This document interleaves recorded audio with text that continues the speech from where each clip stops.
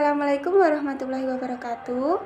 Sebelumnya, perkenalkan nama saya Angelika Quratul Ayuni dari Prodi PGSD Angkatan 2020 Universitas Nahdlatul Ulama Blitar. Nah, di sini saya akan menjawab beberapa pertanyaan sebagai penugasan mata kuliah sumber bahan dan media pembelajaran. Langsung saja ke soal yang pertama. Menurut Anda, apakah televisi dapat dijadikan sebagai sumber belajar ataupun media belajar? Menurut saya bisa, karena TV juga dapat memberikan layanan siaran pendidikan untuk menunjang tujuan pendidikan nasional. TV juga menayangkan beberapa tontonan yang beredukasi. Tetapi semua itu tergantung dari orang tua dan juga kita dalam memilih tontonan yang layak dan mengandung pendidikan di dalamnya. Lanjut ke soal nomor 2. Bagaimana Anda belajar melalui media dan belajar dari media? Lalu menurut Anda, apa pentingnya belajar media pembelajaran? Saya biasanya belajar dengan media seperti buku ataupun saya mencari materi di media sosial menggunakan gawai. Dan apabila pembelajaran di kelas, teman-teman ataupun Bapak Ibu guru dosen biasanya menerangkan materi menggunakan PowerPoint yang ditayangkan melalui proyektor. Kemudian, menurut Anda apa pentingnya belajar media pembelajaran? Tentu sangat penting, apalagi saya mengambil jurusan pendidikan guru sekolah dasar yang jelas kedepannya saya menginginkan menjadi seorang pendidik ataupun guru. Media pembelajaran sebagai alat bantu untuk memperjelas pesan yang disampaikan kepada siswa. Jadi jika saat ini saya belajar tentang media pembelajaran, tentu kedepannya saya sudah menguasai dan lebih mudah dalam membuat suatu media pembelajaran yang tepat untuk peserta didik kita. Lanjut ke soal nomor 3. Menurut pengamatan Anda, bagaimana sih model partisipasi peserta didik ketika menggunakan media pembelajaran?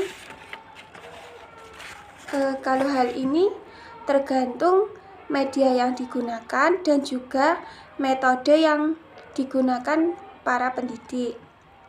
Contohnya saja, jika media yang digunakan mungkin sudah cukup menarik dengan menggunakan gambar-gambar ataupun benda-benda di sekeliling kita.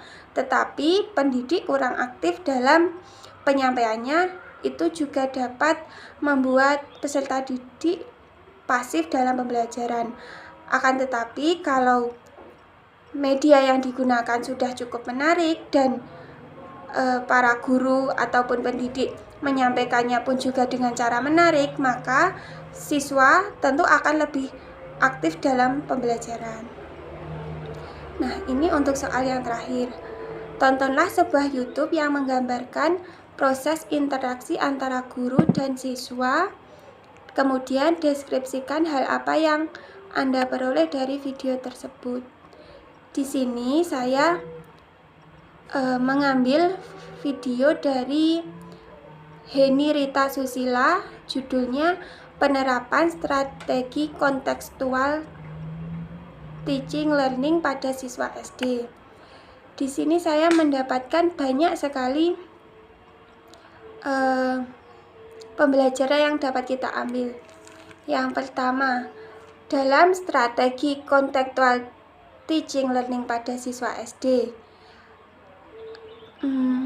Di sini guru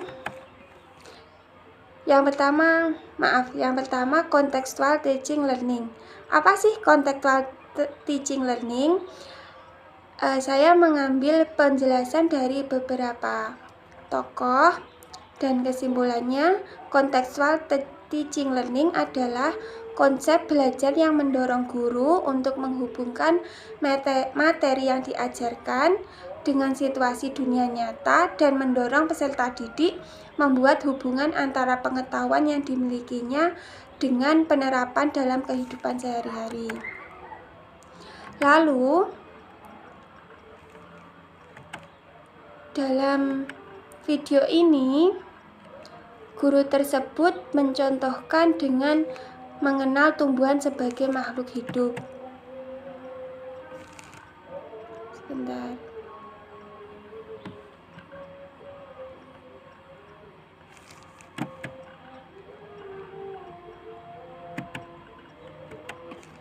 Jadi, dalam video tersebut, siswa membawa beberapa bagian dari tumbuhan seperti daun, bunga, kemudian siswa diberikan waktu untuk mengamati komponen-komponen tersebut. Dengan cara tersebut, guru mengembangkan rasa ingin tahu peserta didik, kemudian memberikan waktu untuk mengamati, dan setelah itu menanyakan apa saja yang ingin ia ketahui dan belum ia mengerti.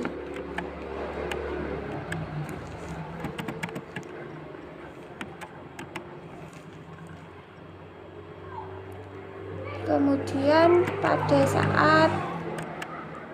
saat pembelajaran tersebut, guru juga menggunakan media beberapa gambar yang ia print out ke dalam sebuah lembar HVS, dan di situ terdapat beberapa gambar bagian tumbuhan, lalu guru tersebut menjelaskannya.